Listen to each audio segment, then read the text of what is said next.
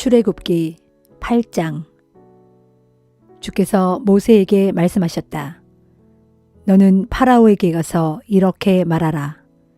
주께서 이르시길 내 백성을 내보내어 나에게 예배드리게 하라. 내 백성을 내보내지 않으면 개구리 떼가 온 나라에 득실거리게 하겠다. 강에 개구리가 득실될 것이다. 개구리들이 네 왕궁과 네 침실, 네 침대 속에까지 뛰어 들어올 것이다. 네 신하들의 집과 네 백성들의 집은 물론이고 네 집에 있는 화덕과 심지어 네 반죽 그릇에까지 뛰어들 것이다.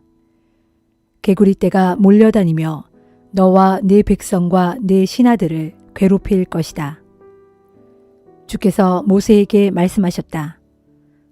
너는 아론에게 이르기를 지팡이 든 손을 시내와 강과 연못 위로 뻗어 개구리들이 이집트 땅 위로 기어오르게 하라고 하여라.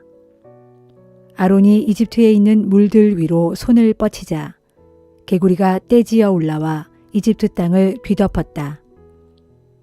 이집트의 마술사들도 마법을 써서 똑같은 일을 행했다. 그들 역시 개구리 떼가 이집트 땅 위로 올라오게 했다. 파라오가 모세와 아론을 불러 말했다. 너희는 개구리 떼가 나에게서 또 내 백성들에게서 물러가도록 주께 빌어보아라. 그러면 너희 백성들이 주께 희생제사를 드릴 수 있도록 내보내 주겠다. 모세가 파라오에게 말했다. 그렇게 하겠습니다. 왕과 왕의 신하들과 왕의 백성들이 더는 고통당하지 않도록 개구리 떼가 물러나 강에만 머물도록 주께 빌어보겠습니다. 그럼 제가 언제 간구하면 되겠습니까? 파라오가 대답했다. 내일이다. 모세가 말했다. 왕께서 말씀하신 대로 하겠습니다. 왕께서는 우리 주 하나님 같은 분이 없다는 사실을 알게 될 것입니다. 개구리들은 왕과 왕궁과 왕의 신하들과 왕의 백성들을 떠나 오직 강에서만 살게 될 것입니다. 모세와 아론은 파라오에게서 물러나왔다. 모세는 주께서 파라오를 치시려고 보내신 개구리 떼가 물러가게 해달라고 주께 간구했다. 주께서 모세의 기도를 들어주셨다. 개구리 떼가 집에서, 마당에서, 들판 곳곳에서 죽어갔다. 개구리들이 여기저기 무더기로 쌓였다. 개구리 썩는 냄새가 이집트 온 땅에 진동했다. 파라오는 한 고비를 넘기게 되자 다시 마음이 완고해져서 모세와 아론의 말을 듣지 않았다. 주께서 말씀하신 대로였다. 주께서 모세에게 말씀하셨다. 너는 아론에게 지팡이를 들어 땅에 있는 먼지를 치라고 말하라. 이집트 온 땅의 먼지가 모두 이로 변할 것이다. 모세와 아론이 주의 말씀대로 행했다. 아론이 지팡이를 잡고 손을 뻗어 땅의 먼지를 내리쳤다. 그러자 이집트 땅에 있는 모든 먼지가 이로 변해 사람과 가축에게 달려들었다. 이집트의 마술사들도 마법으로 이를 생기게 하려 했지만 그들은 그렇게 하지 못했다. 이 때는 여전히 사람과 가축에게 달려들었다. 이집트의 마술사들이 파라오에게 말했다. 이런 일은 하나님께서나 하실 수 있는 일입니다. 그러나 파라오는 마음이 완고하여 그들의 말에 귀 기울이려 하지 않았다. 주께서 말씀하신 대로였다. 주께서 모세에게 말씀하셨다. 너는 아침 일찍 파라오에게 가라. 그가 물가로 나올 것이니 너는 그에게 주께서 이렇게 말씀하셨다고 이르라. 너는 내 백성을 내보내라. 그래서 그들이 나에게 예배를 드릴 수 있게 하라. 네가 내 백성을 내보내지 않으면 나는 파리떼를 너와 너의 신하들과 너의 백성들과 너희가 살고 있는 집들에 보낼 것이다. 이집트 사람들의 집집마다 파리가 들끓어 너희가 살고 있는 땅이 온통 파리 천지가 될 것이다. 그러나 나는 내 백성이 살고 있는 고센 땅에는 파리떼가 전혀 날아들지 않게 하겠다. 이는 주 내가 이 세상 가운데 있다는 것을 너로 알게 하려는 것이다. 나는 내 백성과 네 백성을 구별하겠다. 내일이면 이런 징조가 분명히 나타날 것이다. 주께서 말씀대로 다 행하셨다. 무수히 많은 파리떼가 파라오의 왕궁과 그의 신하들의 집과 이집트 온 땅에 날아들었다. 이집트 땅은 파리떼 때문에 폐허가 되다시피 했다. 파라오가 모세와 아론을 불러들여 말했다. 너희는 가라. 너희는 이 땅 안에서 너희 하나님께 희생제사를 드리도록 하라. 모세가 말했다. 그렇게는 할 수 없습니다. 이집트 사람들은 우리가 우리 주 하나님께 희생제사 드리는 것을 무척 싫어합니다. 우리가 만약 이집트 사람들이 보는 앞에서 그들이 그토록 싫어하는 희생제사를 드린다면 그들이 우리를 돌로 치지 않겠습니까? 주께서 명하신 대로 우리는 사흘길쯤 떨어진 광야로 나가서 희생제사를 드려야 합니다. 파라오가 말했다. 좋다. 너희를 보내주겠다. 너희는 광야에서 주 너희 하나님께 희생제사를 드려라. 하지만 너무 멀리 가서는 안 된다. 이제 나를 위해 빌어다오. 모세가 말했다. 보소서, 왕 곁을 떠나는 대로 주께 기도하겠습니다. 내일이면 파리떼가 왕과 왕의 신하들과 왕의 백성들을 떠날 것입니다. 그러니 왕께서는 다시는 우리를 속이지 마십시오. 우리 백성이 밖으로 나가 주께 희생제사 드리는 일을 가지고 더 이상 이랬다 저랬다 하지 마십시오. 모세는 파라오의 곁을 떠나 주께 기도드렸다. 주께서 모세의 기도를 들어주셨다. 파리떼가 파라오와 그의 신하들과 그의 백성들을 떠나서 한 마리도 찾아볼 수 없게 되었다. 일이 이렇게 되자 파라오는 다시 마음이 완고해져서 이스라엘 백성들을 내보내려 하지 않았다.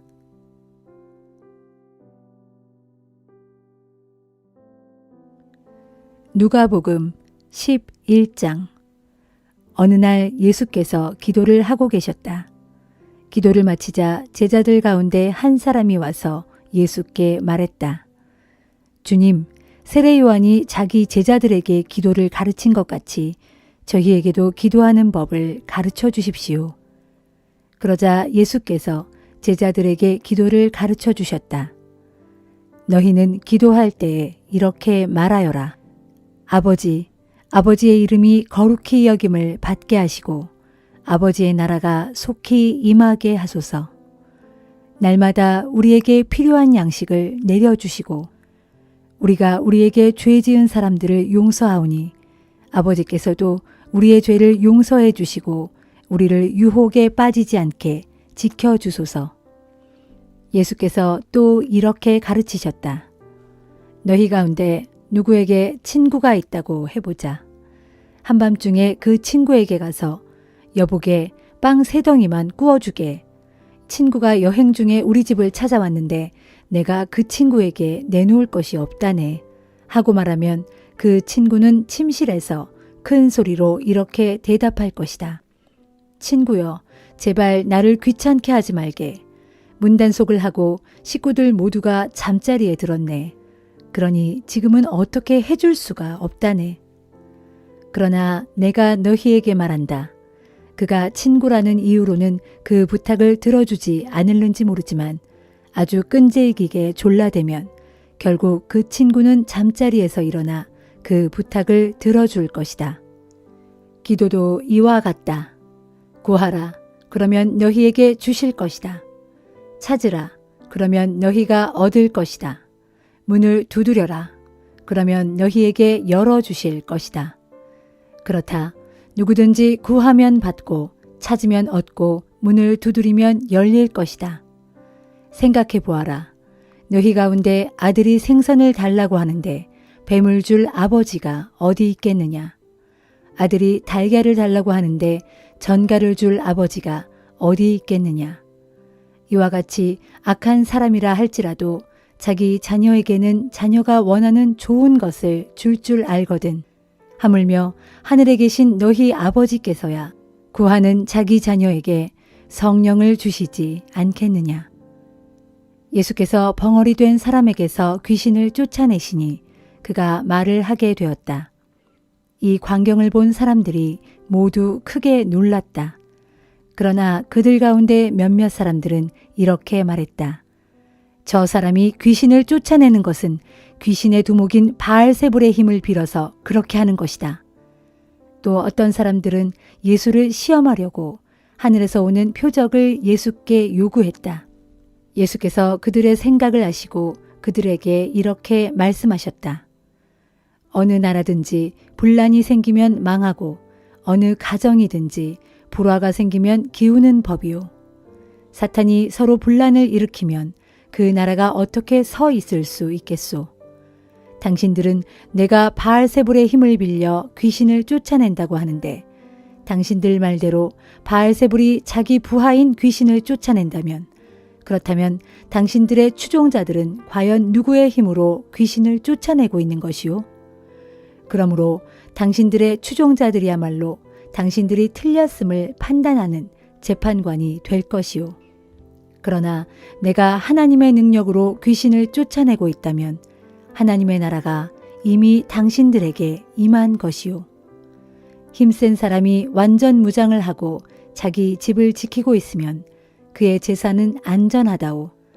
그러나 그보다 더 강한 사람이 그를 공격하여 제압하면 그가 의지하던 무기를 빼앗고 또 그가 가진 재물도 빼앗아서 자기를 따르는 자들에게 나누어 줄 것이요. 누구든지 나를 지지하지 않는 사람은 나를 반대하는 사람이고 나와 함께 모으지 않는 사람은 내 세력을 흩트리는 사람이요. 한 더러운 귀신이 사람에게서 나와 물 없는 거친 땅을 헤매며 쉴 곳을 찾다가 결국 찾지 못하면 그 귀신은 이렇게 말한다오. 안 되겠다. 내가 나온 곳으로 다시 돌아가야겠다. 그 더러운 귀신이 다시 돌아와 보니 집이 깨끗이 청소되고 잘 정돈되어 있는 것을 보고는 자기보다 더 더러운 다른 7 귀신들을 데리고 와서 그 사람에게로 들어가 자리를 잡고 산다오. 그렇게 되면 그 사람은 이전보다 훨씬 더 비참하게 된다오. 예수께서 이 말씀을 하실 때 군중 속에서 한 여자가 크게 외쳤다. 당신을 낳아 젖먹여 기르신 분은 참으로 복받은 여인입니다. 그러자 예수께서 대답하셨다. 그렇소. 그러나 그보다 더욱 복받은 자들은 하나님의 말씀을 듣고 순종하는 사람들이요. 사람들이 점점 더 많이 모여들자 예수께서 그들에게 말씀하셨다. 이 세대가 참으로 악합니다. 이 세대가 표적을 보여달라고 내게 요구하지만 나는 요나의 표적밖에는 보여줄 것이 없습니다.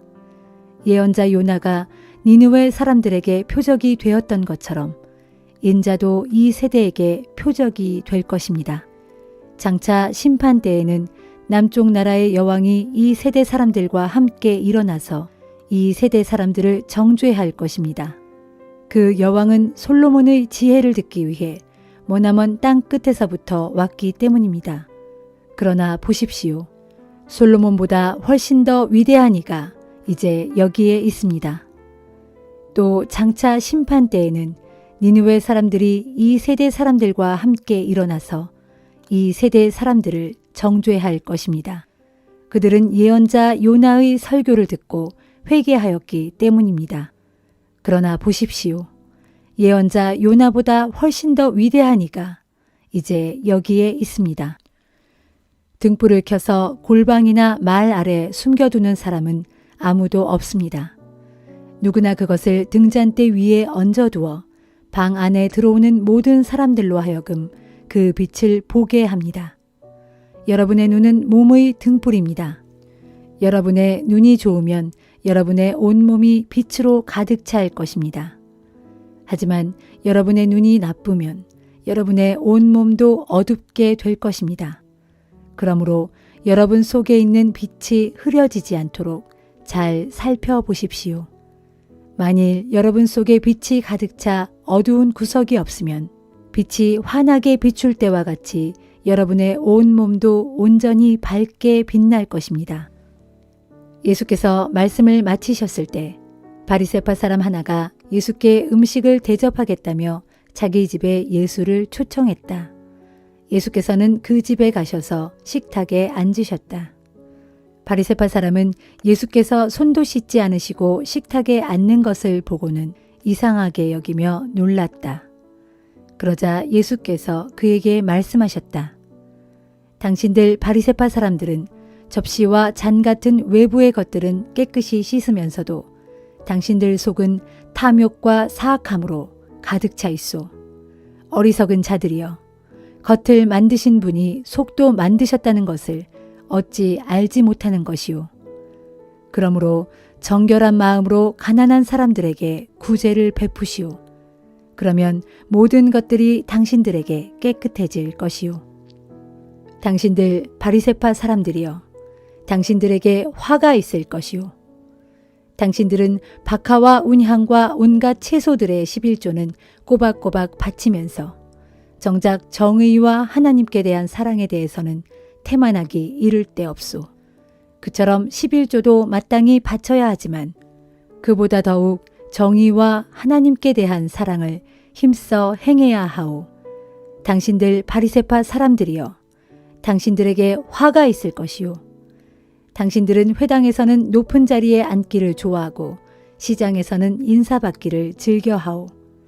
마치 당신들은 평평하게 쓴 무덤 같아서 사람들이 그 위를 밟고 지나가면서도 그것이 무덤인 줄을 알지 못하오. 당신들 위선자들이여, 그러므로 무서운 심판이 당신들을 기다리고 있소. 그때 어떤 율법 교사가 그 자리에 있다가 예수께 말했다. 선생님, 그런 말씀을 하시다니 우리를 모욕하시는 겁니까? 예수께서 대답하셨다. 율법을 가르친다는 자들이여, 당신들에게 화가 있을 것이요. 당신들은 사람들에게 힘든 짐을 지라고 강요하면서 당신들 자신들은 그들을 돕기 위해 손가락 하나 까딱하려 하지 않소. 당신들에게 화가 있을 것이요. 당신들은 당신들의 조상들이 죽인 예언자들의 무덤을 세우고 그것을 꾸미고 있소. 이처럼 당신들의 조상들은 예언자들을 죽였고 당신들은 예언자들의 무덤을 꾸미고 있으니 이와 같이 당신들은 당신들의 조상들이 한 짓에 동참하고 있음을 스스로 입증하고 있소. 이 때문에 지혜로우신 하나님께서 이처럼 말씀하셨소. 내가 예언자들과 사도들을 그 백성들에게 보낼 터인데 그들은 예언자들과 사도들을 죽이기도 하고 박해하기도 할 것이다. 그러므로 이 세대는 세상이 시작되던 때로부터 흘린 하나님의 종들의 피에 대해서 책임을 져야 할 것이요. 즉 아벨의 죽음으로부터 제단과 성소 사이에서 죽임당한 사가랴의 죽음에 이르기까지 그 모든 책임을 당신들이 온전히 져야 할 것이요. 당신들 율법 교사들에게 화가 있을 것이요. 당신들은 지식의 열쇠를 가로채서 당신들 자신들도 들어가려 하지 않고 또 들어가려고 하는 자들까지도 막았기 때문이요. 예수께서 그 집에서 떠나실 때 바리새파 사람들과 율법 교사들은 갖가지 질문을 던져 예수를 격렬하게 몰아붙였다. 그렇게 해서 예수께서 하시는 말씀에서 어쨌든지 트집을 찾으려고 애썼다.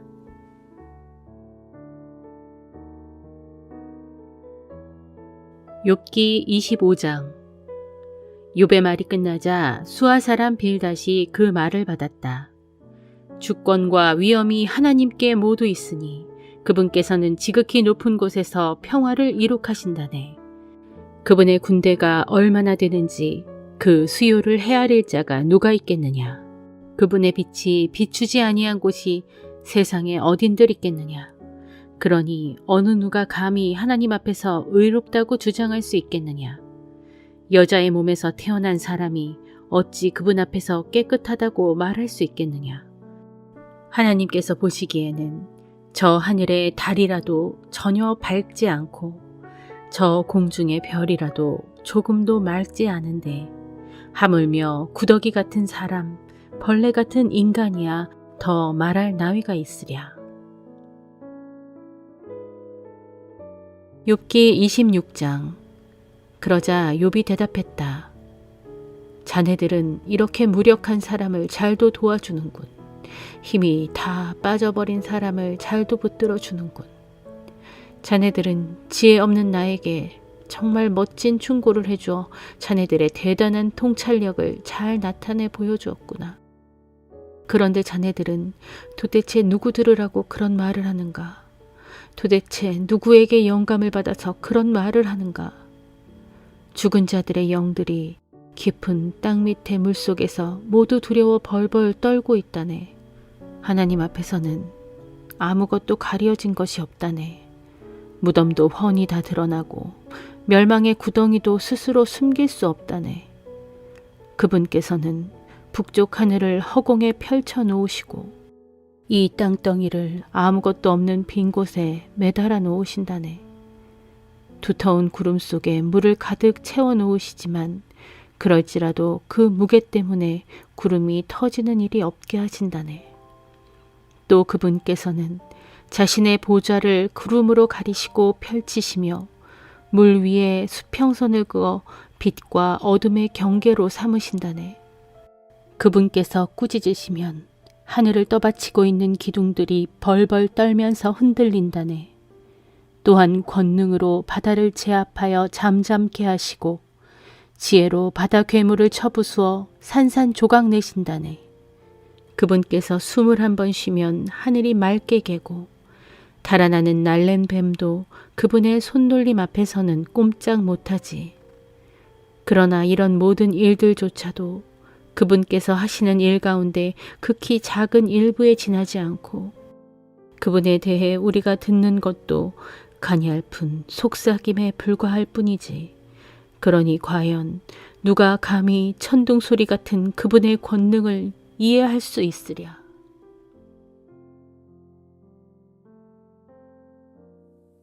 고린도전서 12장. 형제들이여, 나는 여러분이 성령의 신령한 은사에 대해서 모르는 것을 원치 않습니다. 아시다시피 여러분은 신자가 되기 전 곧 이방 사람으로 있었을 때는 말 못하는 우상에게 이리저리 끌려다녔습니다. 그러므로 나는 여러분에게 이 사실을 알려드립니다. 하나님의 영, 곧 성령으로 말하는 사람은 누구도 예수를 저주하지 않습니다. 또 성령으로 말미암지 않고는 누구도 예수님은 주시다라고 말할 수 없습니다. 은사는 여러 종류가 있지만 모두 동일한 성령에게서 비롯된 것입니다. 하나님을 섬기는 직분은 다양하지만 모두 동일한 주님을 모시는 일입니다. 다양한 종류의 사역이 있지만 사람들을 통해 그 모든 사역을 이루시는 분은 동일한 하나님이십니다.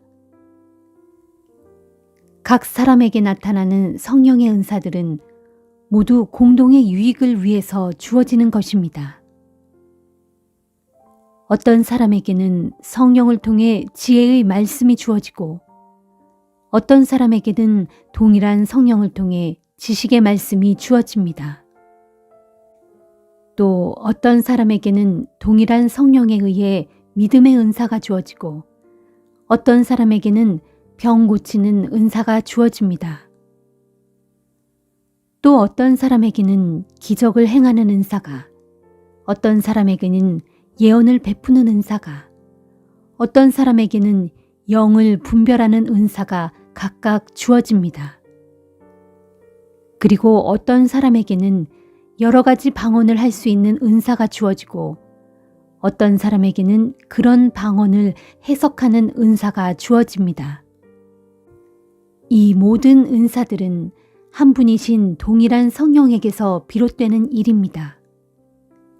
진실로 성령께서는 자신이 원하시는 대로 각 사람에게 적합한 은사를 나누어 주십니다.